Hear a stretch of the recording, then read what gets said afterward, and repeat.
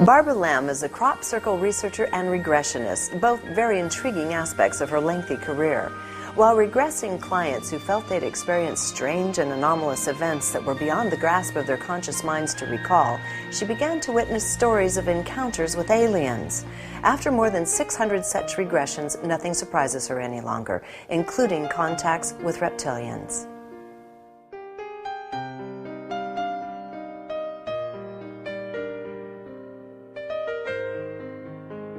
You have a very interesting background because not only have you worked on a really deep therapeutic level with people doing regression work, people who have been contactees or abductees or whatever their experience is, experiencers. Yeah. And at the same time, you spent many, many years, consecutive years in the crop circles looking at the intelligence and frequencies coming out of that. And we're going to blend the two a bit. But let's start out with some of the larger overarching themes that you're seeing now as a regressionist and psychotherapist with people. First of all, have the experiences changed much in 20 years? And what is sort of the largest picture coming out of this? I think there is a trend, actually, in terms of the extraterrestrial experiences. For instance, the cases that used to come 15, 20 years ago, seemed to focus more on what I call the noogie-googie, the grisly things happening. In other words, people being poked and probed and implants being put in their bodies in various places with the person being conscious of it, with no pain relief or anything, and a lot of reproductive procedures that were done with people. And out of that, of course, coming the hybridization program, the extraterrestrial human reproductive program that some of the beings seem to be engaged in, not all the beings. And that's a very important point. But in those regressions that I did starting in 1991 and going right through most of the 1990s, actually. You've done more than 600 of them, right? Oh, I've done 650 at least. Yeah. And some of those people have been able to come back for many regressions. Some people have regressed to other ET experiences with me, maybe 10 times, some 15, some 20. One woman must have done at least 35 regressions with me, all to extraterrestrial encounters. So in the 1990s, I would say that a lot of that material that came up in the regressions did involve a lot of those physical procedures and sexual procedures, and then hybrid children coming out of those procedures. It seems, however, that in the 2000s, that a lot of the regressions to events that happened in the 2000s, they had a different character in many ways. They seem to be more enlightening, more spiritually oriented in many cases. And some of the beings that have visited people in the 2000s tend to be, at least from my work, they tend to be more like spiritual beings.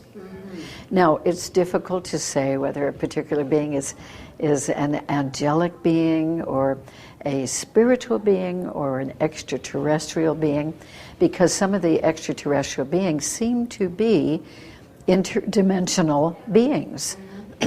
They seem to come in from other dimensions. And some of them seem to be more ethereal, or more what we would associate as being a spiritual being. So a lot of those beings are coming in and doing healing, actual physical healing, with problems that some of these experiencers have. And they've also been teaching healing methods to some of these experiencers. This seems to be somewhat of a common theme, where after this experience happens, they have newly developed abilities. Yes, and this has been happening all along. I think that experiencers have been learning a lot of psychic skills, even in the 1990s, and I'm sure before that. And a lot of them begin all this as their children. And there are many regressions that have shown that a person who's now maybe in his or her 50s will regress back to a childhood experience age maybe as young as 3 or 4 and up through the childhood years, where they are taken by ETs and they are put into a craft. It seems like they usually have round walls, and they're taught by extraterrestrials. They're taught different skills. Like, for instance, the one that stands out the most to me is psychokinesis, where they're taught as children to move something with their minds. So in other words, the human children will be sitting around in a circle on the craft, and there will be what seem to be adult extraterrestrials of different varieties standing around and coaching them. And the children will be encouraged to move something in the middle of the circle on the floor simply with their minds. So they might start out with something very light, like a feather. And then as they get really good in sending that feather around the circle with their minds, then they might advance to moving a piece of paper. And then they may advance to moving a piece of cardboard with their minds. And then many people I've regressed to these childhood experiences have reported that they play mind ball. And these are people who don't even know each other, people who've individually come to me for regression work. And in these childhood experiences, they move a ball, like the size of a basketball, for instance, or one of those fairly large rubber balls that's been placed in the middle of the circle of children on the floor. And then they take turns. So children over on this side will move the ball from the middle over to people on the other side. And then other children will, with their minds, nobody touches it, they'll move the ball over to another side. So here they're like playing a game, like we do as children, except that we pick up the ball and throw it or roll it. But they are just sitting there completely sending their directed thought to the ball, and it moves the ball. What seems critical here is what you just said a moment ago. I'm sorry to interrupt you, that you're getting this from people who do not know each other, who have come for different purposes to you for regression, and this regression, and the same stories start emerging. Yes, that happens quite frequently. Okay? And yet, there's a tremendous variety of things that do happen in these regressions and apparently happen in real life in these experiences. What happens to these people know that, we'll go back to them. So the ones who have come who have done these, been taught these things aboard craft or interdimensionally as children, why are they coming to you in their adult years? What generally happens after this? Well, mostly these childhood experiences are not very much remembered by these people, but by the time they're in their adult years, they're realizing that very peculiar things have been happening every now and then. Such as waking up in the middle of the night and seeing a beam of light coming in the room, or even just very, very bright light right outside the window. Now, this is meaningful when you consider that sometimes the person and the room is on the second or third floor of a home or a building, and yet this bright light is out there and it's coming in. So sometimes it comes in as a beam, or sometimes it comes in little sparkles of light. And the sparkles may sort of fly around the room, and they may make spiral kind of patterns. Or the light might come in as a ball of light. And then that ball of light, after moving around and getting situated near the person on the bed, either over the bed or next to the bed, then the ball of light will sort of open up, and out will come 1 or 2 or 3 beings who are definitely not human beings. Not from here. And it sounds very preposterous. I mean, it sounds like this has to be fiction, and yet this has come out of so many regressions, the beginning of an encounter experience. Or sometimes a person will see a being coming in through the door of the bedroom, or even through the wall. And apparently these beings know how to dissemble the cells of their body temporarily to come through a wall or a door or a closed window, and then reassemble kind of themselves. Dematerialize and rematerialize, yeah. That's right. And they have these amazing abilities that we, at least people I know of, we don't know how to achieve that sort of thing. Maybe someday we will, as we develop more, advance more. You know, you're a hardcore researcher. You're also very gracious and compassionate as a therapist. Now, thank you. When you start putting all this together, first of all, did you and Dr. John Mack know each other at all, or? Yeah. No, I was doing this work for about 2 years before I met Dr. John Mack, who became a very good friend over a period of years, and even accompanied me for 10 days in crop circles in 2004, and it just turned out that that was about 2 months before he was tragically killed by a drunk driver in London. Yes. But we had those 10 days. What a 10 days that was. Oh, and goodness. I taught him how to douse in crop circles. And here was the magnificent John Mack, you know, very seriously experiencing this and graciously saying, Barbara, do you think it would be all right if I borrowed your dowsing rods and you show me what to do? This was in terms of dowsing the special energies in crop circles.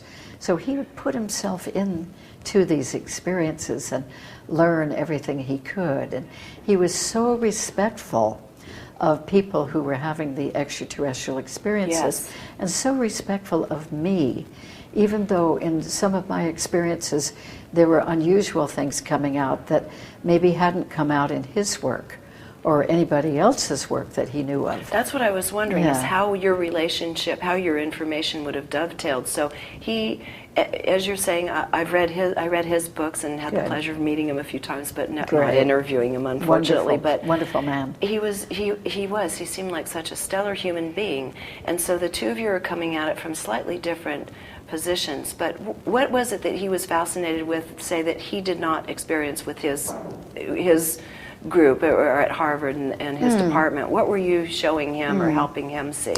Well, several years ago, we were at a gathering in Newport, Rhode Island, where there were people who had experienced extraterrestrial contacts and various kinds of scientists and researchers who were all interested in this topic. And we had a long talk in the living room there about reptilians. Now, at that time, and I'm trying to think when this was, probably late in the 1990s, I would guess, when we had this conversation, and I was telling him about many experiences that my clients had had with in regression with reptilian beings. And he really quickened up about that, because the reptilians at that time, that material was something that had not been particularly coming through his regression work. But he was hearing about it occasionally from somebody else, and he wanted to know a lot of details. In fact, by 2004, we had decided to collaborate together and to give a talk at the International UFO Congress about reptilian beings, because he felt that there really wasn't enough material that had actually come out of regressions about people's encounters with reptilian beings. And he had done a lot of research historically about serpentine figures and dragons and various kinds of reptilian creatures that maybe were not extraterrestrial, but they were in many cases mythical, that had been used by lots of societies. That they claimed that the serpent energy and the serpent snakes and dragons and so forth were extremely important, and he wondered how that could tie in with extraterrestrial encounters that people were having these days, these years. Well, I'd like to know what the nature of those encounters in your experience has been. Are there certain characteristics, or is it as varied as everything else, the experiences with the reptilian beings? Well, I think that my clients have experienced quite a number of different, shall we say, subspecies of the reptilian group. And for all I know, they may even come from different planets or different places in the universe. Many of them seem to be extremely interested in human sexuality and in combining their reproductive material with human sexuality. Hybridization. Creating, human reptilian hybrids. And one of my clients had two children who lived to be adults. And in one regression, she met them. We never expected this to happen, but she, in that one regression, went aboard a craft and was yet again with the reptilian male who had years earlier declared that he was her husband. And she was saying, as a very young woman, she said, "You can't be my husband. I have a husband back in Southern California," and gave his name. Mm-hmm. And he said, "Well, I'm your reptilian husband on the ship." How'd she feel about that? Well, she had known this being all of her life, ever since she was a young child. And when she was a child, she used to be taken to this craft, and she would have sessions meeting with this large, tall, muscular reptilian being who seemed to be an adult at that time, and she was a child. And he had special quarters on the spacecraft. I know this sounds like science fiction too, but she would be taken to his quarters where they had very low sofas kind of around the curved wall, and they'd sit on the sofas and he would actually play games with her and teach her things. A lot of it was done telepathically, as so many of the beings do. And he was kind of a nice guide and a very nice friend, kind of like a friendly uncle. That's sort of how she felt about him. However, when she was about 9.5 years old, and she was taken for one of those experiences to that male being, he then said, "Okay, now we are to be married." Now, she was 9.5 years old. Granted, she had developed sexually earlier than many of us humans do, and that had happened to her, but he knew that being a human being, she would need to have some sort of semblance of a wedding ceremony. So he and other reptilian males sort of went through the motions of performing a wedding ceremony. No wedding dress, no flowers, just right there on the craft. And then he proceeded to have sexual relations with her. Now at 9.5, she was not ready for this. No. And she felt betrayed because this had been her kindly, uncle-like friend to her. She liked him. You know, I wouldn't say she loved him dearly, but she liked him. And while this was going on, the other two males there were very busy observing in great detail what was happening. They wanted to know the details of human sexuality. Well, that was something that she had to get over, but she kept having the same experiences. She kept being taken by him and did not know it consciously until she was in her 40s and we started doing regressions. She was one of the people who did, probably 15 or 18 or 20 regressions with me to extraterrestrial experiences. Why did she come to you initially? What was going on in her? She knew that very strange things were happening in her room at night. And she knew that she had unusual markings on her body, sometimes in the morning after sensing or even seeing unusual beings being in her room at night. So she knew something very strange was happening, and she didn't have anybody to talk to about it. If she mentioned this sort of thing to people, to her family or friends, they'd say, "Oh, what an imagination you must have." But of course that didn't answer it for her, because she really felt the reality of those encounters, even the very brief ones she could remember consciously. And somehow from a radio interview or she found her a lecture way to or something, she found her way to me. And you were saying in the beginning of this that she actually was made aware of or united with, in a regression, hybrid offspring?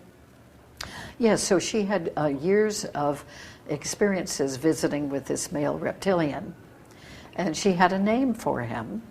His name was Telap. So she referred to him frequently, even in the experiencer support group that I have that meets regularly once a month, and she was part of that group for many years until she moved away, and she referred to my reptilian husband or to Telap. in talking about things as she was learning more and more about her relationship with him through these regressions.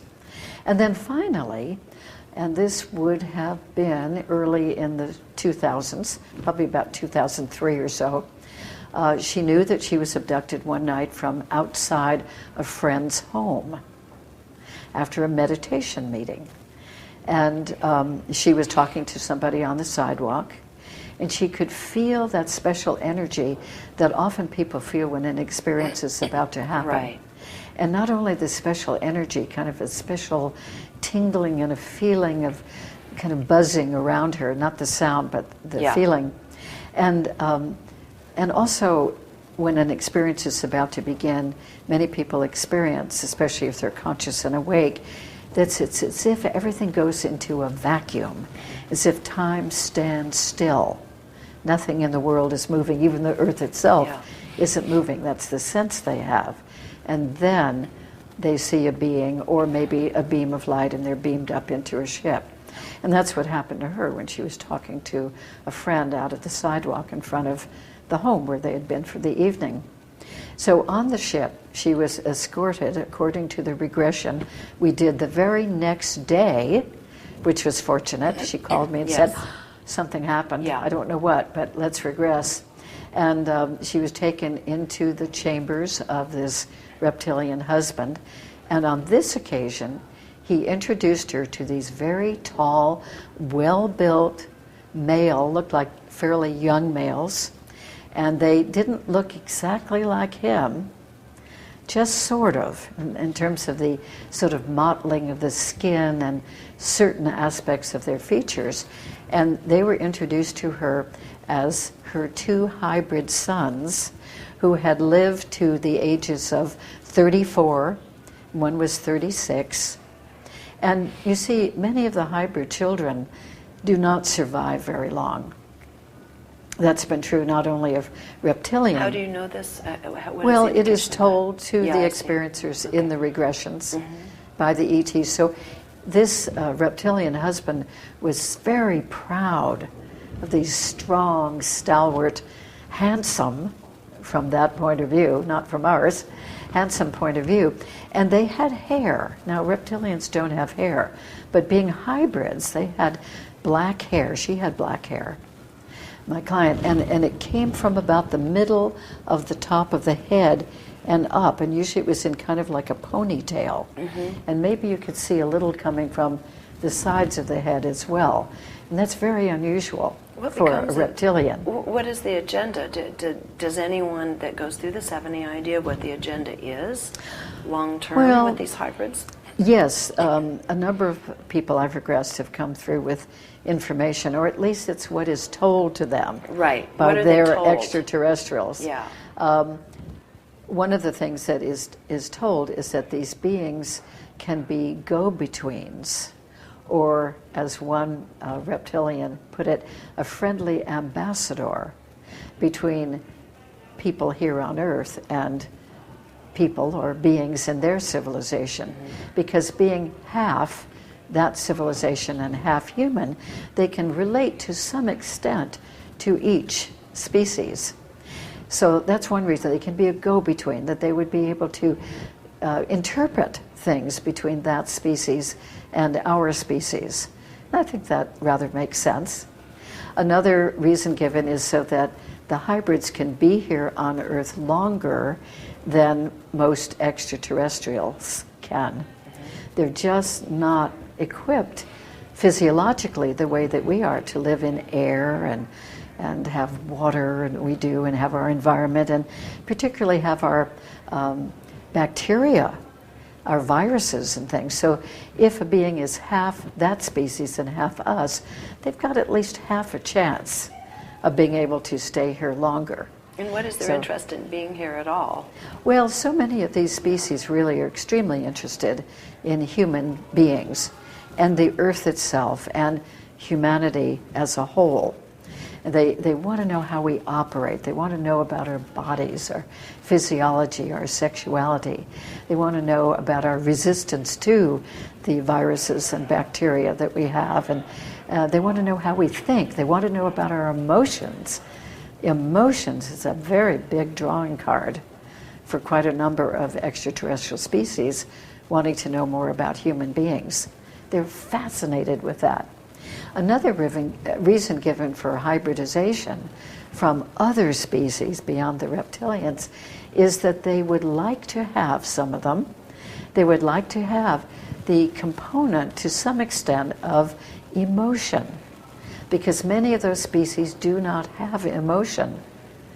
So what does that mean? They apparently don't have the apparatus inside, or whatever it is for us, the adrenaline and various chemicals that we have in our system that actually allow us to feel emotion.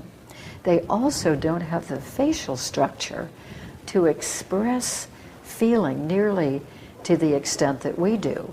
Some of them don't seem to express feeling or even surprise or reactions in their physiognomy of their faces. And they're very intrigued with that. So, do they have any idea what kind of Pandora's box they're trying to open there? Yes, it is a Pandora's box that they could be opening, for sure. And I've had in these regressions, 2 or 3 different species of extraterrestrials say that we want emotion, but we recognize that your emotional capability is in some ways your greatest blessing as humans, and in some ways it's your greatest curse. So some of them don't want the full range or the volume of emotions that we can feel, but they want some. They recognize that even from their outside point of view, that our lives are much more interesting to us. So much variation in experience we can have, not just because of all the things that we can do and all the stimulation we have around us, but because we have emotional responses to each other and to all of this stimulation. So some want that. Some want to do hybridization because they feel that they can make their stock, their own physical stock, more substantial, because some of them have interbred for so many millennia, way before we were created, as far as we can tell, and that they've interbred with their own species for so long, incredibly long, that they've sort of weakened their strain. And we can see with some of these extraterrestrials that they're very slight, very slim. Some are sort of semi-transparent even. They're not the kind of robust stock that most of us humans have. So they like to beef themselves up physically a bit. That's so this another is sort reason. of the variety of different stories in terms of what they're sharing with the Yes. abductees or the experiencers as to why they want to have these relations. Yes, Yeah. and so they want physicality, they want immunity to our systems that we have here, biological and so forth, and want stronger bodies, they want emotions, they want to understand the human race. You see, we human beings apparently are of great interest to a number of different species out there in space. We're quite intriguing. For one thing, I had an extraterrestrial communicate with me through a client's channeling for years, many, many sessions. And he said, you humans do not realize how many species you have of everything. Mammals, fish life, insects, plant life, biodiversity. trees. Yes, we have great biodiversity, more, according to that source, than does any other planet anywhere in the entire cosmos. And many beings are very interested in human beings because they say that we have been influenced genetically. We've been genetically influenced by a number of different species. Yes. We hear about the Anunnaki and Zecharia Sitchin's work, which I respect highly, about that having happened long ago. And allegedly there are other species that have come at different times of our evolution as humans and have tweaked us, done some genetic engineering. And so because we humans, believe it or not, are apparently made up of a number of different extraterrestrial species, and yes, perhaps mixed with Earth mammal life as well, advanced mammal life. That, you know, we have all these species out there who've contributed to us genetically, and they're very interested to see how we've turned out. Well, it is a very interesting experience when you consider that we have virtually no knowledge of our finer aspects as beings, as individuals. That's right. We have very little understanding of the true multidimensionality of ourselves. So on one hand, we have these incredible beings, bodies, physicality, emotions, and minds walking around with very little connection to who the larger aspect of ourself even is, and just that has to be a rather interesting study. Oh, it must be. I can see. And they're very interested in our plant life too, our growing life, our animals. So different species sort of seem to focus on different things, and some of them, it has shown up in regressions, go from planet to planet, and they're looking for indications of where life could exist if needed. Yes. In other words, if one civilization's planet got blown up or ruined in one way or another, and human, well, not only human, but extraterrestrial life couldn't work there, couldn't live there anymore, they want to know where they could colonize. So I've had a number of people go back to experiences where they've actually been on another planet as an extraterrestrial being. So presumably this is in a previous lifetime, we would imagine. And they've been checking any moisture, if there's water, if there's certain gases, if there's any plant life, checking all these indications to see if that planet could be lived on. Now, this is something that we human beings may very well be doing in the future as we develop more spacecraft technology and so forth, that we may be able to do that. And we're already exploring on Mars, and we've done some exploring, maybe more than we know, on the moon. And so it's not preposterous to think that other species that may be more highly developed technologically could be checking out other planets too for possible places to live. Presumably for their species to live, but maybe even for the human species to live. Yeah. With everything that you've seen, both in the chair, with your clients in the chair, and in England, year after year, 18 years running or so in the crop circles, 18. How do you think this extraterrestrial presence, first of all, do you think the crop circles are by and large made by other forces than Doug and Dave and Stompboards? I think by far the huge majority of crop circles are made by some other agent that's not of the earth, other intelligences that seem to come here somehow from elsewhere. There are a few hoaxed, a few man-made crop circles, and we can really tell the difference. But most of the ones that happen every year, year after year, 18 years now for me, they seem to be made by, well, this mysterious phenomenon, which is highly intelligent, highly creative, highly talented. And quick. And quick. They do them in seconds. Quick. These crop circles are made in sometimes 5 seconds or 7 seconds. And sometimes they're huge. They may be 300 feet, 400 feet in diameter. And some of the long, what we call pictograms of patterns are sometimes 1,200 feet long.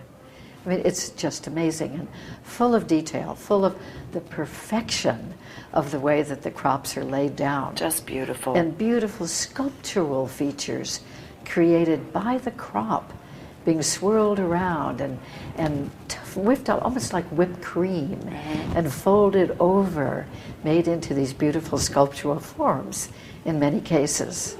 And these exquisite patterns, beautiful geometries. And it's important to note that it's not always in wheat and such. It's in sand and ice and water and gravel and all over the world. Well, that's right. Crop circles do happen all over the world. And in terms of the crops, they happen primarily in wheat crops and barley and oilseed canola, which the English call rapeseed, and oats sometimes, and corn, which the English call maize, We call it corn. And it also happens in the U.S. and some very short crops like soybeans and spinach and beets even, carrots, potato plants. It's happened down in Laguna Beach area of California in little plants that were put on a hillside to retain the soil in the steep hillside. Is that the lavender? They were, or no, is yeah, that the one? heather. Heather. Right. Heather plants from Scotland. And crop circles do happen all over the world. And these mysterious circles and rings and patterns happen in other media too. Yeah. Less frequently, as we know, but they can happen in ice, on a river, that there'll be a river flowing and suddenly one day the person living nearby will go out and there's a perfect circle of snow and ice surrounded by water in the river, or it could be a pond or a lake. And then sometimes the circle will be surrounded by a perfect ring. So there'll be the circle, the ring of water, and then the ring of snow and ice. And not an easy one to perform as an ice sculpture artist. No. And on the Charles River in 1993, there was a huge area, acres and acres worth of what looked like crop circle formations in a very thin layer of snow, which was on top of a very thin layer of ice. So thin that no one even dared walk out on the ice on the river in order to really investigate these patterns that look like crop circles. They happen in sand. Yeah. They happen in gravel, like a big area of gravel at the edge of water, for instance. And they've happened in trees. They've happened in bushes. And it's amazing when you think of tall trees, like big, tall pine trees. And they've been bent over near the top and swirled trunks of trees. I know, I'd never heard that one. That's amazing. Swirled around. It's happened in Canada. It's happened in Hampshire County, England. Well, it sounds like there's a certain urgency to get something through to the human species then. And from everything you can see from both sides of this fence, what do you think is going on here? Well, I think in both cases, whether we're talking about extraterrestrials or whether we're talking about crop circles, that we're talking about other intelligence from elsewhere, not here on Earth. And in the case of the crop circles, it seems like this intelligence is really trying to get our attention. Why else would they leave these huge, beautiful patterns right there for us to see and for us to go into, for us to experience personally, for us to feel the energies of, and in some cases for us to even be physically healed in, and for us to be inspired in. And many people channel messages and have out-of-body experiences, and some of the patterns seem to be very meaningful from our point of view. They really represent extreme, beautiful, perfect geometries. I was going to say the symmetry and geometry and beauty seems to speak to something that most people can't identify inside themselves. Well, that's right. And people who know about geometry, know about the golden mean proportion, right, know about shapes and volume, shapes and sizes and how they influence people. Like, for instance, a cathedral can definitely influence how people feel. And so can an Egyptian temple, because of the sizes and the proportions and the height. In this case, we don't have the height in the crop circle, but we do have these shapes and the proportions, and they really create an effect on human beings going into them. I think they create an effect even as we see an aerial photograph of them too. Yes. And so I think they're here to get our attention, to wake us up, to get us to think about, where could these be coming from? What is that intelligence? Is there intelligence from somewhere else in the universe? Could the geometry itself be sending the direct messages to our higher aspect of consciousness within each one of us? Yes, I think that, you see, geometry is really a language of its own. And there are certainly many people who claim that geometry and math would be, if anything, the universal language if there could be any universal Yes. language between various species, maybe thousands or millions of species in the cosmos, it is cited that geometry and math would be the medium for that communication. And building blocks of the universe. Building blocks of Between the universe. dimensions and so Yes. forth. So this is, Yeah. I mean, there's really, we can't really begin to comprehend, it sounds like at this time, the depth of the meaning of these communications. Certainly, maybe individually here and there and for a person here and there, but Yeah. by and large, it's something that almost needs to be taken in on an intuitive level first, it sounds like. Yes, I think intuition plays Yeah. a very important role here. And also some of the beings, you see, that come to humans. We had not covered this yet, but some of the beings who have experiences with humans seem to be either interdimensional beings or other dimensional beings. Some of them are very almost transparent. And those kinds of beings, they seem to be radiating with the light, and they seem to be exuding unconditional love for the humans that they're interacting with. And some of them are like what we would call beyond the veil, transformative experiences by these translucent, highly spiritual beings. And there are many stories I could tell about that.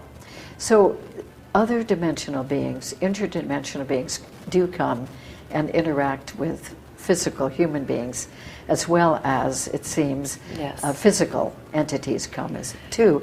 But also you see these other dimensional and more spiritual dimensional beings could be making the crop circles. And yet, if they're making the crop circles, it seems like they must be using some sort of physical means. Now that could be a beam of light that we could consider physical. It's, Right. it's certainly a light and an energy. It could be balls of light, which certainly seem And to be people have witnessed making. these balls of light a Oh, lot in the yeah. crop circles, and then they see, Yes. voila, a crop circle has been formed. Yes. And if you yeah. even move beyond the time-space continuum, it's been said and it's conceivable that perhaps this is even us on some levels, at On us. sometimes a future version of us, if you erase the time-space continuum, a version of us. And Could be. it could be. But what would you say is kind of like, is the final, your final point that you'd like to make on the importance of our openness to these symbols? I think we're being awakened. I think we're being tweaked, we're being stimulated to think way beyond the physical realm that we live in. That there's so much more in reality, so much more in the cosmos, and that the cosmos is full of intelligent life. We haven't distinctly discovered it yet in our physical means of going out there into space, but it must be. And I think that a lot of these intelligent beings are wanting human beings to wake up, get with the program. You see, allegedly there are large councils of beings that come from all over the galaxy and even other galaxies. And they get together and they discuss all kinds of important matters going on in the galaxy and important matters going on Earth. They'd like us to awaken and to advance in our own consciousness so that we can participate with them. We're out of the loop. We have been out of the loop. And you're trying to help us all get back in it. And your book is absolutely lovely, mesmerizing pictures of the crop circle. So we'll instruct everybody to. Well, is Amazon a good place for them to go?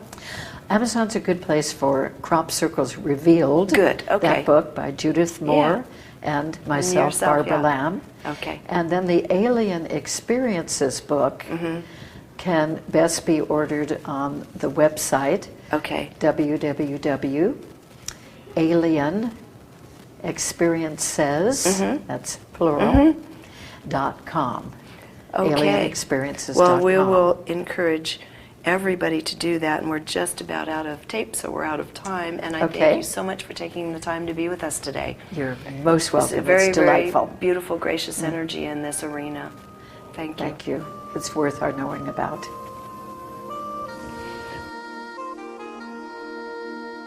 For more on Barbara's rich work experience, you can pick up a copy of her book, Crop Circles Revealed. Also, check into her site at alienexperiences.com for updates on her upcoming events. Meanwhile, for a further look at crop circles and alien encounters, you might also enjoy our interviews with Dolores Cannon and Freddie Silva. Until next time, thanks for watching CMN.